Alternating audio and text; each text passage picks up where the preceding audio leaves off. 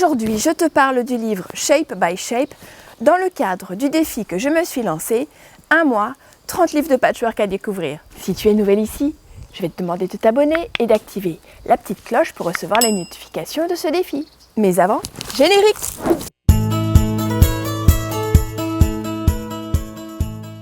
Bonjour, c'est Nadège de la chaîne Patchwork Facile. Bienvenue dans ce défi de 30 jours où je te présente chaque jour un livre de patchwork que j'aime et qui m'inspire. On plonge dans l'inspiration, c'est parti!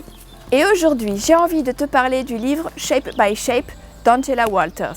Angela Walters est une jeune américaine avec beaucoup d'énergie. Son site s'appelle Quilting is my therapy, ce qui veut dire le patchwork est ma thérapie. Tout un programme, n'est-ce pas? Angela s'est spécialisée dans le quilting à la machine, que l'on appelle également le piqué libre. Tu sais, les quilteuses modernes américaines sont des pros du patchwork machine. Réaliser un quilt à la machine permet un gain de temps vraiment impressionnant. Mais le patchwork machine nécessite une très bonne maîtrise de sa machine à coudre pour pouvoir faire du vraiment bon travail. Le quilting ou matelassage à la machine nécessite aussi beaucoup de pratique pour réussir à faire de beaux motifs. Peut-être as-tu déjà pu admirer des quilts au motif de quilting si riche et si régulier que tu t'es dit que toi aussi tu ferais bien du piqué libre.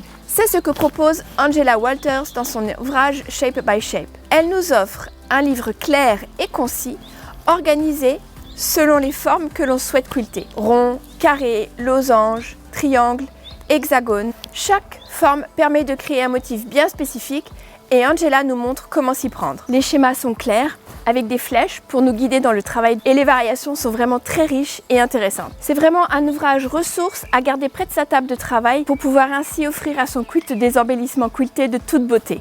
Oui, mais comment faire pour réaliser de belles pièces en piqué libre? On ne s'improvise pas reine du piqué libre.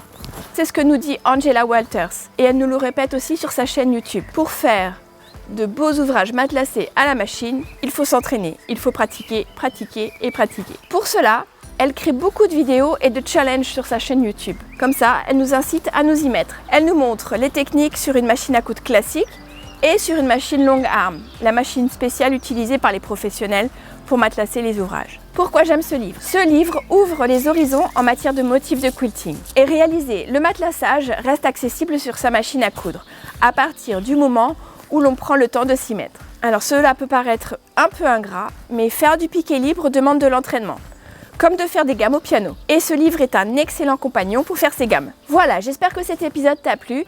N'hésite pas à mettre un pouce bleu si tu as aimé, ainsi que pour soutenir la chaîne Patchwork Facile. Si le livre t'intéresse, tu peux retrouver les références sur le site Patchwork Facile dans la rubrique Kit sur la page Ressources. Le lien dans la description. Je te dis bon patch et à bientôt. Ciao ciao.